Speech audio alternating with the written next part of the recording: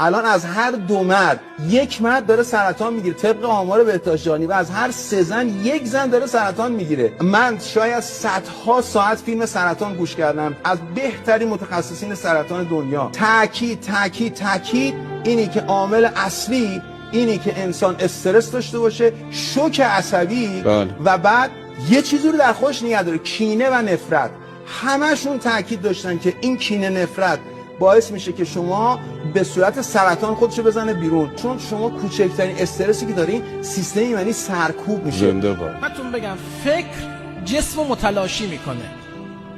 یعنی این بهتون بگم الان مشکلات دیابتی‌ها به خاطر افکاره، به خاطر استرسه.